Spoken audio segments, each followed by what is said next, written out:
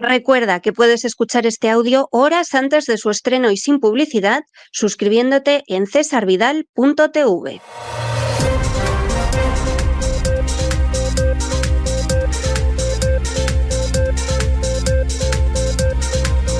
Las noticias del día. Estamos de regreso precisamente después de un editorial que, como hoy era obligado, hemos dedicado a las elecciones presidenciales en Estados Unidos.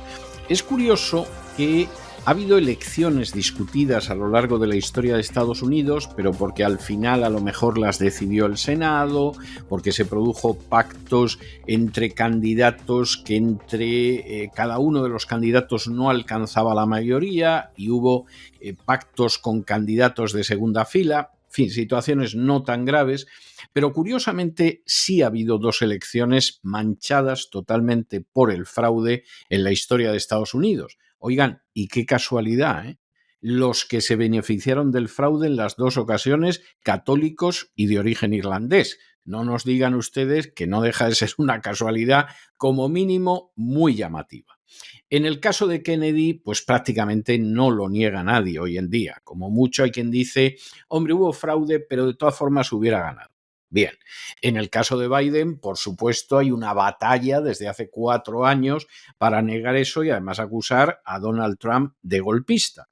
Bueno, esto, según cómo vaya la política en este país, puede durar más o menos. Lo más seguro es que, igual que hoy en día se sabe el papel de la mafia en la victoria electoral de Kennedy y cómo además de la mafia pues hubo otras fuerzas y cómo hubo pucherazo, pues seguramente esto se sabrá de manera más que detallada, aunque ya se ha publicado algún estudio muy detallado sobre el fraude de Joe Biden. Pero Joe Biden, en contra de lo que él pensaba, no se ha podido presentar a estas elecciones.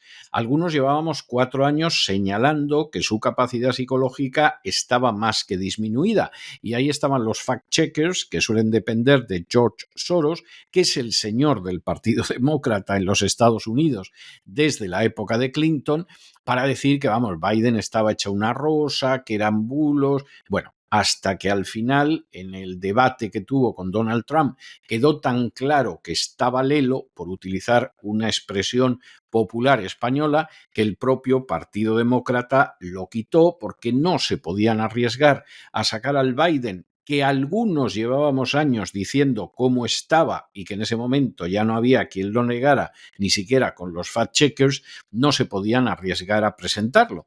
Tampoco había mucho tiempo para unas primarias en condiciones, de manera que el Partido Demócrata no tuvo primarias y arreó con Kamala Harris. Y Kamala Harris, el problema es que en un primer momento sí detuvo la caída del voto demócrata que había significado la candidatura de Joe Biden, pero luego se vio que no remontaba. Y por más que prometía a los negros una indemnización por la época de la esclavitud y por más que decía que ella misma era negra y por más que convertía el aborto en un tema fundamental de la campaña, etcétera, no ha remontado. En estos momentos, las encuestas internas, tanto de demócratas como de republicanos, dan ganador a Donald Trump de manera bastante holgada. El problema es el fraude electoral. Y en estos momentos, pues se da la circunstancia de que hay una serie de estados donde podría producirse fraude electoral, porque ya se ha detectado bastante claramente. Y claro, en medio de esa situación, pues ya se pueden ustedes imaginar que lo que vaya a pasar esta noche puede ser de infarto. En unas elecciones muy importantes. Porque no se está dilucidando realmente si aquí hay unas diferencias en unas cosas, en otras, en un momento no especialmente difícil. No. Estados Unidos atraviesa por una situación que es muy difícil, es la de que su hegemonía, por primera vez desde el final de la Segunda Guerra Mundial, es desafiada y desafiada con mucho éxito. Esto hay que decirlo, la hegemonía americana posiblemente nunca antes, desde 1945, estamos hablando de un periodo de 8 décadas, se ha visto desafiada de una manera tan inquietante como ahora.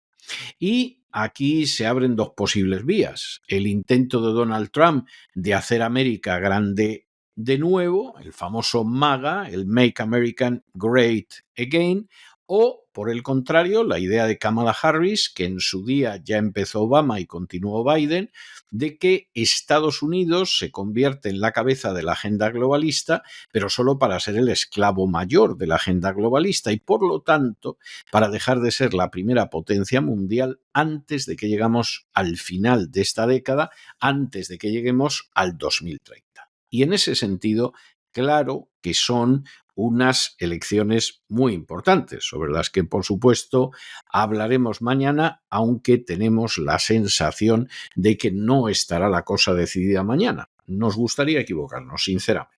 Pero de esto trataba nuestro editorial y nosotros tenemos que seguir con el programa y entrar en nuestro boletín informativo que, como siempre, comenzamos con una referencia al segmento de España. Por supuesto, no hace falta decirles a ustedes que la situación en estos momentos que sigue ocupando la primera plana de los medios de comunicación es precisamente esa gota fría, esa dana, como la llaman ahora, que ha asolado Valencia. Y aquí efectivamente hay cosas tremendas que están saliendo en las últimas horas.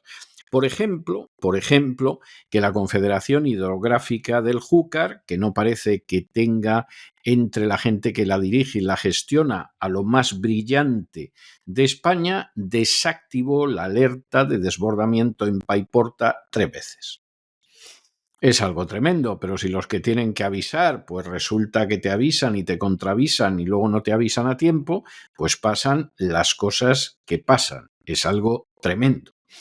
Otra cuestión de no menos importancia, Teresa Rivera, que ha demostrado ser una pésima ministra de Transición Ecológica, que es candidata para comisaria de Clima y Medio Ambiente en la Unión Europea y tenía muy buenas posibilidades, porque es una persona absolutamente servil y arrastrada ante la agenda globalista, pues evidentemente no lo tiene ahora muy fácil. Y no lo tiene ahora muy fácil porque se da la circunstancia de que la Unión Europea ya a inicios de este año llevó a España y algún otro país ante la justicia europea porque no le entregaban el plan anti-inundaciones.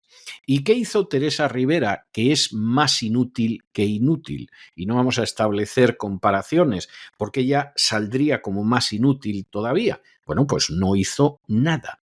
Porque ella está en arrodillarse y lamer las botas de la agenda globalista y de la política de Bruselas, pero en interesarse por lo que les pueda pasar a los españoles, a Teresa Rivera le importan un comino. La llevaron ante la justicia europea, a España, porque no había presentado esos planes hidrográficos que además tienen una especial referencia a las inundaciones. Le dio lo mismo a Teresa Rivera. Porque Teresa Rivera es la imagen clara del inútil que en estos momentos ocupa los ministerios. ¿Qué sabe hacer Teresa Rivera? Ponerse de rodillas y lamer botas. No sabe hacer otra cosa. Pero es una cuota femenina. Ya con ser mujer, aunque sea una absoluta incompetente y además una negligente criminal, como ha quedado de manifiesto, ella es ministra y con un poco de suerte hasta comisaria en la Unión Europea. Persona incompetente, persona negligente, persona absolutamente incapaz de desarrollar de manera medianamente decorosa el cargo, pero eso sí, aduladora, servil, lacayuna, miserable, arrastrada, primero ante Pedro Sánchez y luego ante la agenda globalista. Y esto es algo verdaderamente tremendo, es algo verdaderamente tremendo. Esto se podría haber evitado si Teresa Rivera hubiera trabajado un poquito, ¿no? Aparte de ponerse el pin del arco iris en la solapa y ir de Agenda 2030. Esta señora es una criminal. Y no hay ninguna exageración en eso. Esto es negligencia criminal.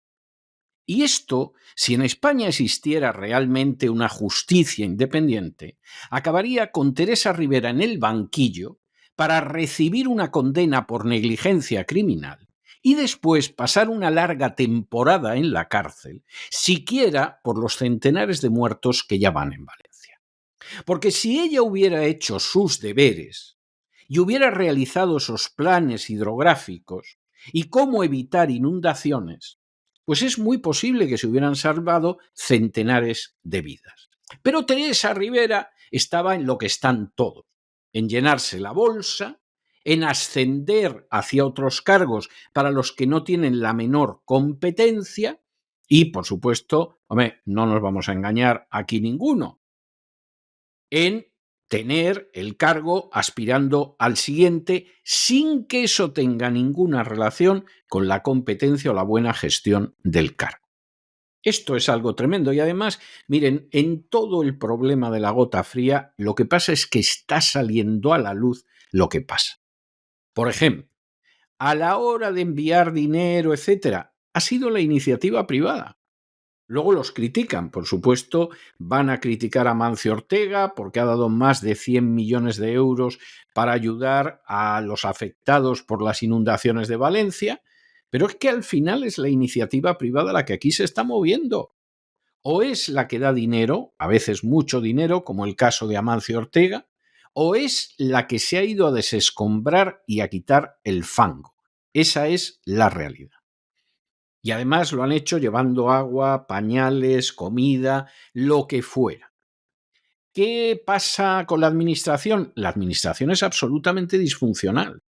Es la propia de un Estado fallido. Y hoy tendremos una entrevista para que ustedes se den cuenta de hasta qué punto no exageramos nada. Pero es que incluso entidades supuestamente prestigiosas, y subrayamos el supuestamente y entrecomillamos el prestigiosas, como Cruz Roja y Cáritas, solo aceptan dinero. No están por la labor de mancharse en el lodo, no, ustedes envíen dinero que luego no vamos a dar cuenta como no lo hacemos nunca, como nunca da cuentas Cruz Roja, como nunca da cuentas Cáritas, ni cosa parecida. Bueno, en el colmo ya de la situación, el dinero para Cáritas, al menos en parte, lo está recogiendo la COPE. Bueno, pues pregúntenle ustedes a Avellán de lo que él se enteró del dinero que recogía la COPE para causas benéficas que verdaderamente no tiene desperdicio. Y por si esto fuera poco, pues cada vez abundan más los testimonios de los que dicen que Cruz Roja y Cáritas efectivamente se quedan con toda la situación que hay, con los bienes que llegan, pero se quedan con ellos. No está nada claro qué hacen. No sabemos si se los mandan a los africanos a los que sí atiende Cruz Roja, a diferencia de los españoles, si los revenden, etcétera, pero que están quitando a la gente lo que llevan y que han adquirido con dinero de su bolsillo, los testimonios no paran de acumularse. Todo esto, por supuesto, mientras la cifra de fallecidos se ha congelado. No se permite tomar fotografías, por ejemplo, de esos subterráneos donde quedó atrapada gente. Ahora parece que no quedó atrapado nadie. Los subterráneos estaban totalmente vacíos y se ha dejado desde hace días de darnos la cifra de los desaparecidos. Aquí están intentando ocultarnos las víctimas porque, claro, aquí tienen que rodar cabezas. Y ni Teresa Rivera, ni Mazón, ni Pedro Sánchez, ni Grande Marlaska, ni Margarita Robles piensan que su linda pero vacía cabecita acabe rodando. Mientras tanto, aquí de lo único que se trata es de seguir controlando el relato, porque como su incompetencia es criminal y su negligencia es criminal, y esa incompetencia y esa negligencia criminales ha tenido como resultado la muerte de centenares de personas, posiblemente superando ya el millar. Aquí hay que controlar el relato. Igual que mientras estaba la situación estallando en Valencia, lo que más le importaba al gobierno era, por un lado, el poder subir los impuestos todavía más. Lo único que funciona en España es la agencia tributaria. Será un nido de déspotas y prevaricadores, pero es lo único que funciona en España. En España lo único que les interesa a los políticos es poder robar, saquear y expoliar más a los ciudadanos. Y es lo único que funciona. Luego podrá ser ilegal, podrá ser inmoral, podrán perder más del 51% de los casos que llegan a los tribunales, lo que quieran, pero eso funciona y tiene hasta bonus. Hay policías y bomberos que tienen que comprarse el equipo, no se lo da el Estado. Es como cuando salían en la Edad Media a la guerra, como comentábamos ayer con don Lorenzo Ramírez, esos castellanos que pagaban su caballo, que iban a la guerra con su caballo y así se convertían en caballeros. Bueno, pues esa es la condición de buena parte de los servicios públicos en España, porque el dinero va en otras direcciones. Por ejemplo, en controlar los medios de comunicación y, por ejemplo, en que los buscabonus puedan robar todavía más a los españoles. Porque esa es la segunda parte. Primero, tenemos que robar y luego tenemos que engañarlos, porque el día menos pensado aquí se produce, hombre, una revolución no, pero una insurrección es posible y a eso le temen más que a un nubla. Y en medio de esa situación, bueno, pues el Congreso ha aprobado hoy, hay que ver qué rapidez tienen para lo que les interesa, la creación del nuevo Consejo de Radiotelevisión Española, que bueno, es dedicarte a mentir a los ciudadanos. No tienen ustedes nada más que ver la gente que hay, viéndolos uno por uno, y dices, bueno, si algún día cuentan alguna verdad que sea más allá de la hora, va a ser un milagro. No decimos la temperatura ya, porque en eso también mienten. Te sacan una temperatura de 23 o 24 grados y el mapa de España está de un rojo subido como si fueran las calderas de Pedro Botero. O sea, es algo verdaderamente de cuidado. Bueno, pues todo esto es muy serio y muestra dónde está verdaderamente España. Vamos a comentar todas estas noticias con la entrada de un nuevo fichaje al que hemos hecho referencia. Es una periodista de una trayectoria extraordinaria, de una solidez innegable, de una visión más que lúcida. Es María Durán y el equipo de La Voz se honra hoy dándole la bienvenida a María Durán, que va a ser la persona que se ocupará de este boletín de noticias de aquí hasta el final de la temporada y lo que Dios nos permita seguir. María, muy bienvenida al equipo de La Voz, muy buenas noches y como dirían en Francia, la parole est à vous. Muy buenas, César. Saludos también a todo el equipo y a los oyentes en este día de debut que me hace estar muy feliz a pesar de que no todas las noticias que les vamos a contar lo son. Me uno a esta casa un día en que el mundo en general mira hacia Estados Unidos. Lo haremos dentro de unos instantes. Pero como es lógico, tenemos que empezar hablando de las inundaciones en Valencia, de las que hoy se cumplen 7 días y de la cadena de negligencias que vamos conociendo no solo posteriores a la tragedia, que también, sino sobre todo previas. Y muchas de estas señalan a la vicepresidenta tercera y ministra de Transición Ecológica, Teresa Rivera, que está desaparecida estos días. Mucha atención a lo que les vamos a contar. Este lunes, el presidente valenciano, Carlos Mazón, advertía de que la Confederación Hidrográfica del Júcar, dependiente de Rivera, desactivó el pasado martes la alerta de desbordamiento del barranco que inundó Paiporta y solo les avisó por email una vez que ya se habían producido las inundaciones. Pues bien, ahora sabemos también que España no había presentado ante Bruselas los planes hidrológicos que está obligada a elaborar cada 6 años. Resulta que desde esta casa hemos podido saber que en febrero de este año Bruselas llevó a varios países ante la justicia europea por este asunto. En concreto a España, Malta, Portugal, Irlanda y Bulgaria por no presentar planes anti-inundaciones. También era, por cierto, responsabilidad última de Teresa Rivera. Esto no es todo. Si se han quedado tan alucinados como yo, sepan también que nos hemos puesto en contacto con eurodiputados del grupo Patriotas que nos confirmaban efectivamente que esto es así. El asunto está denunciado y sin ningún avance todavía, pero que no habrá ninguna consecuencia real para los responsables políticos. España puede ahora presentar con retraso ese plan y ahí acaba el asunto o no hacerlo. Y entonces sucedería como con Hungría, será el ejemplo que ellos nos ponían. El gobierno húngaro se niega a aceptar la cuota de inmigrantes ilegales que le impone la Comisión Europea y simplemente paga una multa de 1 millón de euros al día. Es decir, si se sanciona a España por no presentar el plan, los ciudadanos pagaremos una multa. ¿Consecuencias para Pedro Sánchez o Teresa Rivera? Cero. La ministra de Transición Ecológica es la candidata de Ursula von der Leyen, presidenta de la Comisión Europea, a comisaria de Clima y Medio Ambiente. De ahí, en parte, su silencio porque se juega la designación. Tiene que superar un examen que previsiblemente tendrá lugar entre el 5 y el 28 de este mismo mes de noviembre y a priori cuenta con el apoyo del Partido Popular Europeo, por tanto también del español. ¿Se atreverá Alberto Núñez Feijóo a votarla después de cómo el PSOE ha abandonado a Carlos Mazón con la gestión de la peor gota fría de los últimos 100 años? Yo tengo clara mi porra y supongo que la mayoría de los oyentes también, César. No dejamos todavía la gestión de la catástrofe porque a diario nos llegan novedades de esas iniciativas privadas que están supliendo lo que debería ser una responsabilidad del Estado.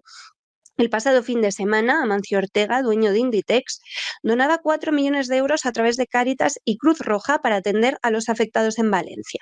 Ahora además ha inyectado otros 100 millones de euros, se dice pronto, a través de su fundación para destinar de manera directa a quienes han perdido todo en las inundaciones.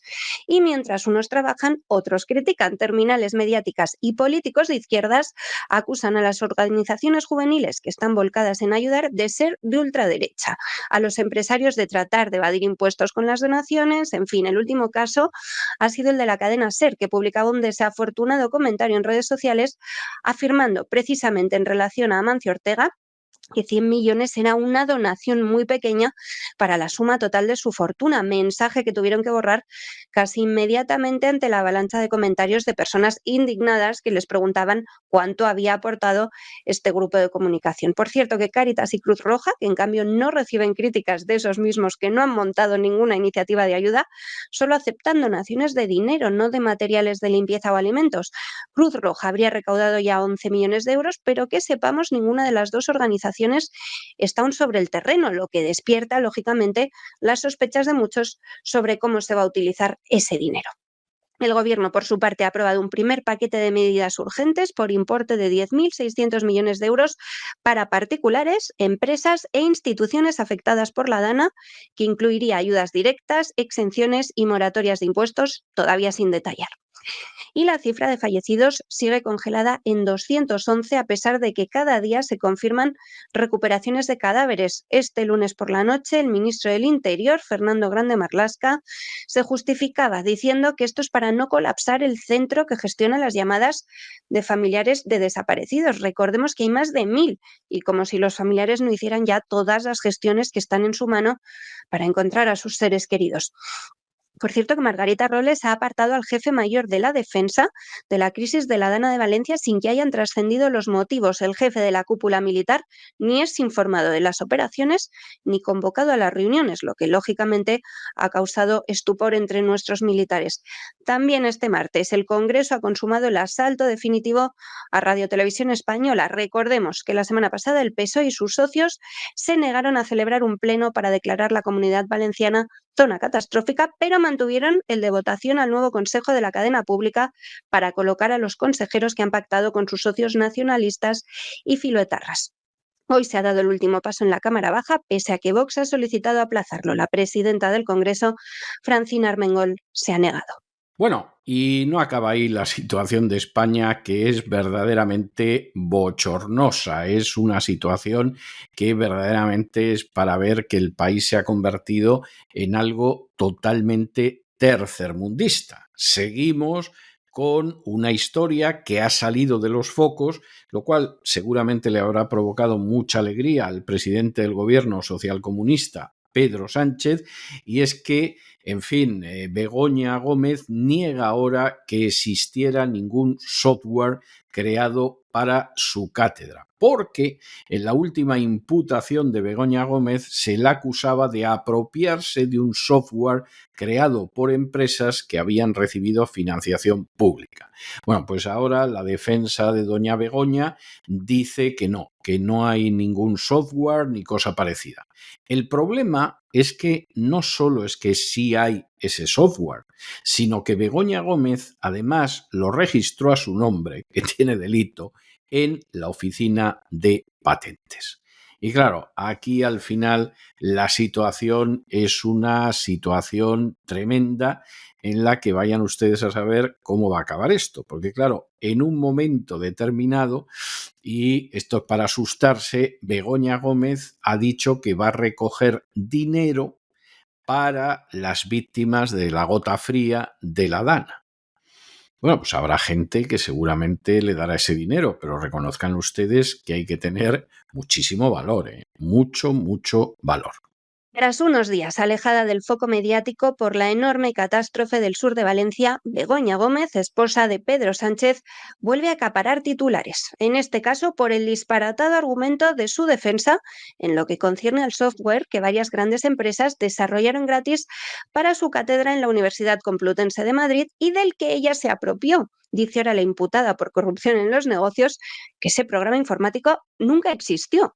Gómez ha negado los cargos y ha sostenido que no existe el software al que se refiere en la investigación, un elemento claro y muy clave en la acusación en su contra. Según sus declaraciones, este supuesto programa nunca fue desarrollado ni entregado a los clientes. El problema es que existen pruebas de que no solo sí existió, sino que además ella lo registró a su nombre en la oficina de patentes. Y eso no es tan fácil de eliminar como la página web de su empresa, con el mismo nombre que el software, Transforma TSC.org, que desapareció entre el 26 y el 30 de septiembre, pocos días después de que la Audiencia Provincial de Madrid autorizara al juez encargado del caso a investigar la posible apropiación indebida. La página web de Begoña Gómez ofrecía a las empresas medir su impacto y elaborar un informe que les facilitara el acceso a financiación pública y privada. ¿Y a qué se dedica ahora mismo la imputada? Se preguntarán, pues a promover la captación de fondos para la Comunidad Valenciana a través de una plataforma impulsada por su socio, también imputado Juan Carlos Barrabés, en concreto StockCrowd. Este tema de las catástrofes parece que le gusta a Begoña Gómez, porque ya en marzo del año pasado la esposa de Sánchez participó como coordinadora en una mesa redonda sobre tendencias en la captación de fondos para emergencias e investigación en la Complutense y entonces destacó la relevancia del tercer sector en la gestión de catástrofes y emergencias. Ahora en sus redes sociales Gómez ha publicado el siguiente mensaje. En StockCrowd queremos facilitar el apoyo a las personas afectadas por la Dana. Abrimos nuestra tecnología para que cualquier organización pueda crear su propia campaña de recaudación sin coste adicional que ayude a los damnificados de la Dana. Miedo da.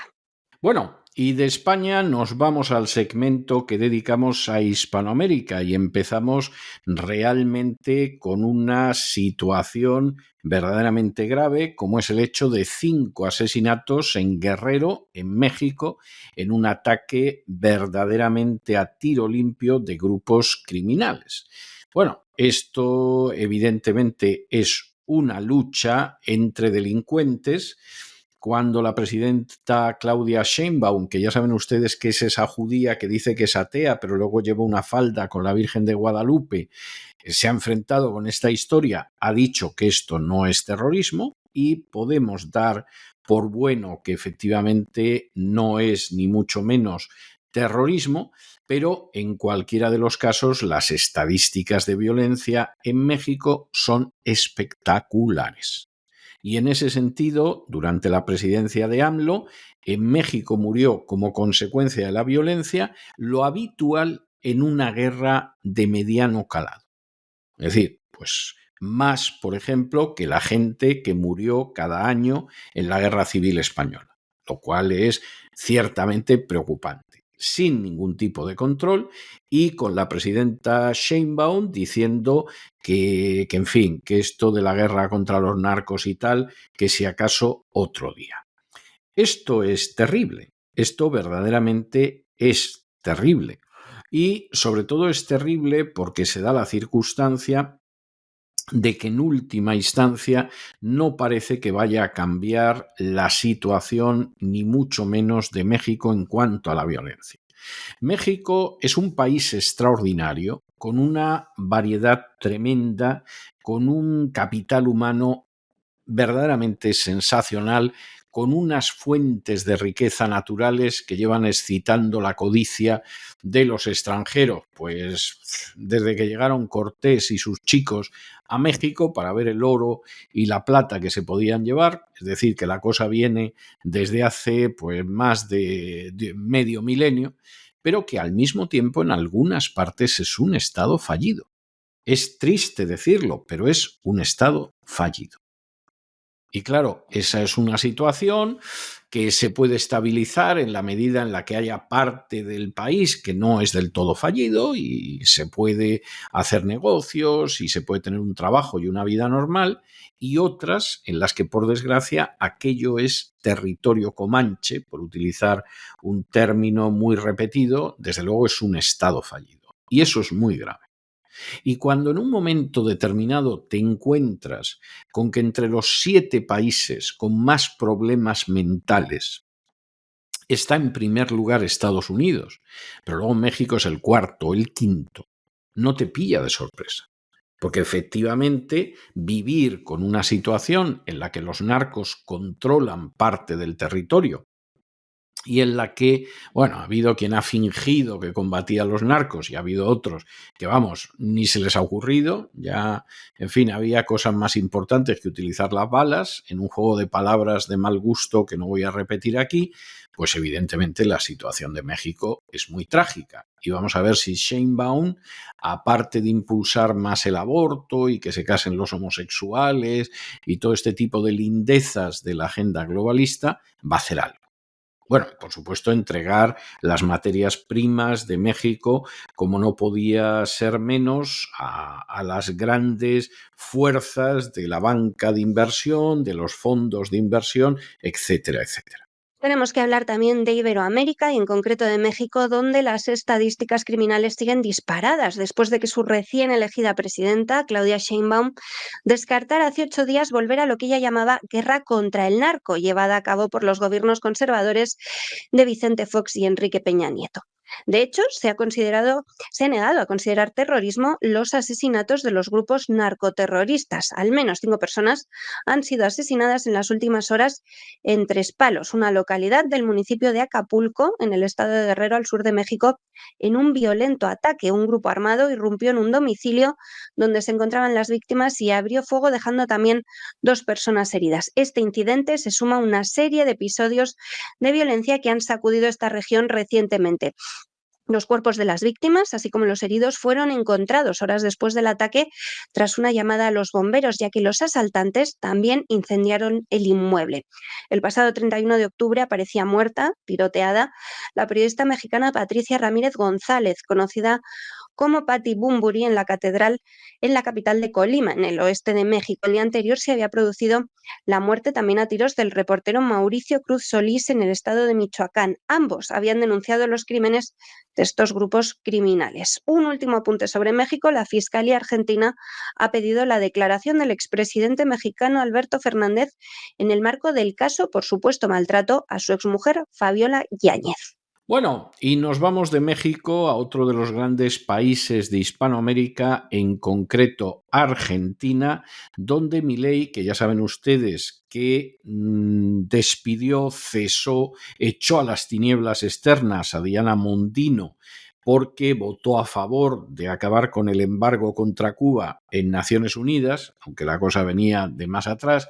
Bueno, pues Milei finalmente ha nombrado al nuevo ministro de Asuntos Exteriores, al canciller, que era un judío que hasta ahora era el embajador de Argentina en los Estados Unidos. Cosa lógica, porque era un hombre de negocios que efectivamente, bueno, pues de alguna manera estaba muy acomodado, y que le dieran la embajada de Estados Unidos seguramente no era lo mejor para Argentina, pero se podía comprender dentro de esos repartos de poderes que se dan cada 2 por 3.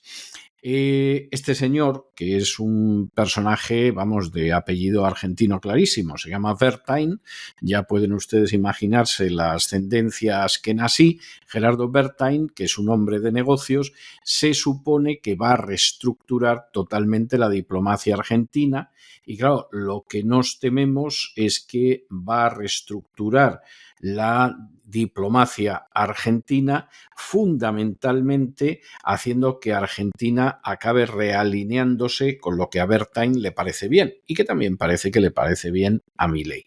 Es decir, fundamentalmente el Estado de Israel y la OTAN. Y esto es algo que, bueno, cada uno que saque sus conclusiones. Pero primero, ¿la OTAN realmente es tan importante para Argentina? Pues lo dudamos mucho. Pensamos que es meterse en líos que a Argentina no le vienen bien. Y en el caso de Israel, pues todavía más lejos. Es verdad que la segunda colonia judía más importante del continente americano es la Argentina. Algunos dicen que es la primera por número, pero no cabe la menor duda de que no puede competir en influencia con la de Estados Unidos, pero en cualquier caso, evidentemente Israel le pilla muy lejos a Argentina. Y además Argentina hasta tiene un contencioso con Gran Bretaña, que es país más que importante de la OTAN. Bueno, pues Bertain y Milei sabrán lo que hacen. Sobre todo parece que más Bertain que propiamente Milei. En Argentina, el presidente Javier Milei nombra nuevo ministro de Exteriores en medio de despidos y cierres de embajadas. Gerardo Wertheim ha asumido el cargo en sustitución de Diana Mondino, destituida tras votar a favor del fin del embargo a Cuba en la última sesión de la ONU. La designación de Wertheim llega acompañada de otra serie de movimientos en el ámbito internacional, ya que el nuevo ministro va a reorganizar por completo la diplomacia argentina, incluso con el cierre de varias embajadas y la reestructuración del personal en otros destinos. Según fuentes del Ejecutivo, esta medida busca reducir costes y concentrar los esfuerzos diplomáticos en regiones y países clave para la agenda económica y política de Argentina. En esta línea se espera que la Cancillería se enfoque en fortalecer los lazos con socios estratégicos como Estados Unidos y se pongan en pausa las relaciones con gobiernos considerados contrarios a la ideología de Javier Milei. Ahí nos puede tocar a nosotros el cierre de embajada tras la polémica este verano con Óscar Puente, que llamó drogadicto al presidente argentino, y su respuesta, la de Milei, recordando que la mujer de Sánchez, Begoña Gómez, está imputada por corrupción. Veremos. Wertheim es empresario con una amplia experiencia internacional y hasta ahora era el embajador en Estados Unidos. Bueno, y por supuesto, cuando nos vamos a internacional, ya se pueden ustedes imaginar que la noticia del día a escala internacional es que nos vayamos a Estados Unidos para decirles que hoy hay unas elecciones en las que al final se supone que votarán unos 160 millones de personas y que de esos 160 millones ya hay 75 que han votado. ¿Cómo andan las cosas? Pues hombre, vamos a ver, las cosas al final andan en que las encuestas internas de demócratas y de republicanos dan como ganador a Trump, en que fuera de eso, pues hay quien habla de que hay un empate, pero con Trump por delante. Es decir, aquí las cosas parece que van bastante claras, y con el hecho de que, vamos a ver, porque esto puede ser un conteo que sea muy largo, aunque se hable de que hay 500.000 de votos por correo menos. Eso no es nada. Estas son unas elecciones sobre las que se cierne la sospecha del fraude electoral, porque es así, lo hemos explicado en el editorial, porque así sucede en diversos estados, y son unas elecciones muy decisivas porque efectivamente si Estados Unidos sigue empujando la agenda globalista se puede encontrar en una situación muy difícil. Esa misma agenda globalista, en ese vídeo del foro de Davos del que hemos hablado tantas veces y donde dice aquello de no tendrás nada y serás feliz, bueno, pues se da la circunstancia de que dice que uno de los objetivos que se va a alcanzar con la agenda globalista es que para el año 2030, que está a la vuelta de la esquina, Estados Unidos deje de ser la primera potencia mundial. Alguno dirá, pues nada, hay que votar a Kamala Harris, aunque solo sea por eso. Y habrá otros, por supuesto, que votarán a Trump diciendo, bueno, si Estados Unidos no es la primera potencia mundial, esto puede ser verdaderamente dramático. Pero bueno, de los resultados que se puedan ir viendo durante esta noche, que cualquiera sabe si el conteo va a ser rápido como en otras ocasiones o nos va a pasar como hace 4 años, ya les iremos informando. Y ya sí, vamos a mirar a Estados Unidos, donde este martes 5 de noviembre se celebran unas elecciones cruciales, no solo para los estadounidenses, también para el resto del mundo. Los americanos deben elegir entre el expresidente republicano Donald Trump o la actual vicepresidenta demócrata Kamala Harris, que incluso hasta este momento se encuentra en una especie de empate técnico con el neoyorquino, con una leve ventaja para él. También es verdad, 160 millones de electores están llamados a las urnas para elegir a su próximo presidente. De momento, además, ya han votado de forma anticipada unos 75 millones de ciudadanos. Esperemos que esta vez no haya movimientos extraños con el voto por correo. Como curiosidad os cuento que en Dixville North, el primer pueblo que vota siempre en Estados Unidos, a las 12 de la noche hora local, ha habido empate entre los candidatos. Solo hay 6 electores registrados y 3 han votado a Trump, mientras que los otros 3 se han decantado por Harris. En 2020, Joe Biden consiguió aquí 5 votos y Donald Trump ninguno. A las 10 de la mañana hora española, 5 de la madrugada hora local, y así abrían los primeros centros de votación, en concreto en el estado de Vermont, donde el horario de votaciones comprende desde las 5 de la madrugada hasta las 10 de la mañana. Las encuestas, insistimos, este lunes seguían reñidísimas, con ligera ventaja para Trump. Se daba por hecho que no va a ganar el voto popular, o sea, el número real de votos. Los republicanos no lo consiguen desde tiempos de George Bush hijo, pero ayer alguna encuesta incluso le otorgaba esta victoria. Sí parece que conseguirá más delegados en el colegio electoral, donde cada estado tiene un número asignado por población que deben decantarse luego por un candidato en función de lo votado por sus ciudadanos. Hay que lograr 270 y van a ser clave los estados llamados bisagra: Arizona, Georgia, Michigan, Nevada, Carolina del Norte, Pensilvania y Wisconsin, que controlan 93 votos del colegio electoral y en los que el resultado no estaba nada claro. Las votaciones terminarán a las 8 o 9 horas, dependiendo de los estados, que son las 2 de la madrugada en España. Así que nos espera una larga noche a todos mientras se realiza ese conteo que se prevé más rápido que hace 4 años, porque hay 500.000 de votos por correo menos. Y de Estados Unidos nos vamos al Estado de Israel, porque esto es algo tremendo, pero acaban de detener a otro miembro del gobierno israelí por filtrar documentos secretos que tienen que ver con las negociaciones con Hamás para llegar a un alto el fuego y a la liberación de los rehenes. Que Netanyahu estaba torpedeando la liberación de los rehenes es algo que se sabe desde hace muchos meses. Esto no tiene más vuelta de hoja. Pero que ahora, en estos momentos, haya gente de la oficina del primer ministro y haya oficiales de las fuerzas de defensa de Israel que hayan filtrado esta documentación en la que Netanyahu queda verdaderamente muy mal, indica el grado de profundo malestar que existe en la sociedad israelí con la política de Netanyahu. Hablamos la semana pasada, le dedicamos un editorial a esos jóvenes que pertenecían al ejército de Israel y que anunciaban que no se iban a presentar a servicio si se daba la circunstancia de que en un momento determinado no se iba al rescate de los rehenes, porque tenían muy claro que no era ni de lejos una prioridad del gobierno de Netanyahu el rescate de los rehenes, que no era nada más que propaganda y que además el gobierno seguramente había matado más rehenes con sus bombardeos en Gaza que aquellos a los que había conseguido, tristemente muy pocos, poner en libertad.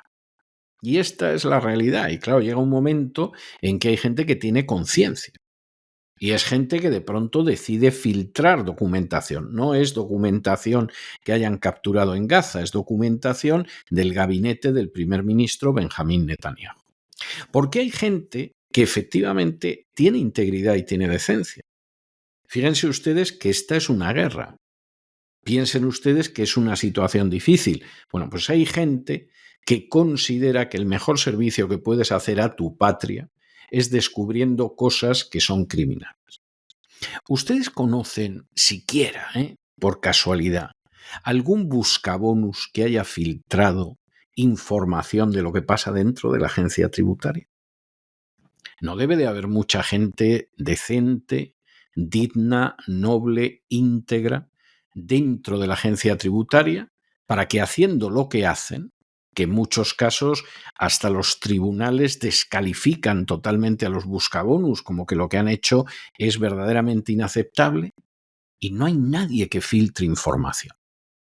¿Qué alcantarilla de bajeza humana, de vileza, puede existir dentro de la agencia tributaria para que no haya salido ni una sola persona filtrando documentos?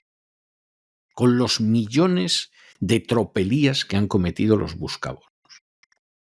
Cuando en algún caso decimos que son de la EZ, verán ustedes que no nos equivocamos. ¿Y de la presidencia de Pedro Sánchez, o de la de Rajoy, o de la de Zapatero? ¿Ustedes han visto que alguien haya tenido la decencia, la dignidad, la integridad morales de filtrar documentación? Y decir, por ejemplo, Teresa Rivera, ahí la tienen ustedes, a esta siesa, que hasta la justicia europea ha sido llevada a España porque no ha hecho los deberes en cuanto a crecidas de los ríos, en cuanto a los canales hidrográficos, etcétera, etcétera. ¿Ustedes han visto que alguien filtre esto? No. ¿Por qué? Porque son gente incompetente, ignorante, inmoral, que deben la posición que tienen y que no merecen al favor del jefe. Y por lo tanto jamás van a sacar a la luz alguna de las tropelías que ha podido cometer un Zapatero, que ha podido cometer un Rajoy, que ha podido cometer un Pedro Sánchez. Ninguna. Lo tapan. De eso depende que sigan cobrando bonus algunos y otros que estén en un puesto en el que no tendrían que estar. Y sin embargo, aquí, pues sí, efectivamente han detenido, parece ser que no menos de 5 personas en Israel por las filtraciones. Pero es que realmente esta gente es gente decente. Puede que luego los tribunales les apliquen una ley de seguridad y que acaben en prisión, etcétera, etcétera. Pero es gente que ha antepuesto los intereses de su país y su propia integridad moral a lo que hace Netanyahu y su gobierno. Qué pena que esto no se dé en España.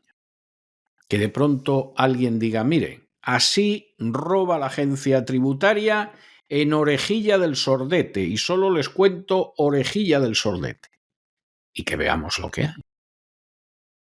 Pero no, de donde no hay no se puede sacar y es obvio que en ciertos medios pensar que alguien va a actuar con integridad, con decencia, con valentía, no lo esperen ustedes, es imposible.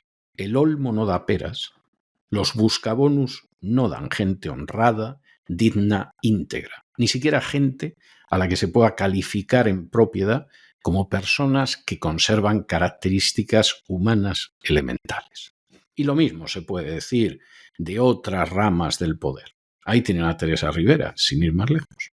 Y vamos a despedirnos ya contándoles a los oyentes que en Israel hay una nueva detención de un miembro del gobierno por la presunta filtración de documentos secretos para impedir un acuerdo con Hamás. La pasada semana un tribunal ordenó varias detenciones de trabajadores del Ejecutivo tras una investigación sobre la filtración de información de inteligencia clasificada proveniente de la oficina de Netanyahu. Esta oficina se apresuró a emitir un comunicado asegurando que ningún colaborador cercano del presidente estaba entre los detenidos, pero el caso, recordemos, es que han existido una serie de filtraciones publicadas en medios nacionales e internacionales que habrían resultado nocivas para las negociaciones de la liberación de rehenes en Gaza. Ahora la emisora pública israelí Kan informa de que el nuevo detenido es un oficial de las Fuerzas de Defensa de Israel, aunque su identidad no se ha revelado. Y el ejército no ha emitido declaraciones al respecto. Sin embargo, la cadena estadounidense CNN se asegura que el arrestado es un asistente del primer ministro. Asimismo, se ha informado de que los documentos supuestamente filtrados no se hallaron en la franja de Gaza durante la ofensiva en curso, iniciada tras los ataques del 7 de octubre de 2023, sino que se trataría de otro tipo de información que habría comprometido fuentes de inteligencia. Y hasta aquí hemos llegado nosotros hoy con nuestro boletín informativo. María, muchísimas gracias, muchísimas noches, muy buenas noches, muy bienvenida y ya lo sabes, hasta mañana, Dios mediante. Hasta mañana. encantados de tenerte en este equipo de La Voz. Y ustedes no se vayan porque todavía tenemos mucho programa por delante. Hoy, ya lo saben, vendrá primero ese Despegamos, en el que don Lorenzo Ramírez le da, pero auténticamente un niquelado a la política mundial. Como todos los martes tenemos un programa doble y sesión continua, en este caso dedicado a la economía, pero entre la primera parte, que es ese Despegamos cotidiano de don Lorenzo Ramírez, y la economía que se fue de don Roberto Centeno, tendremos una entrevista muy especial,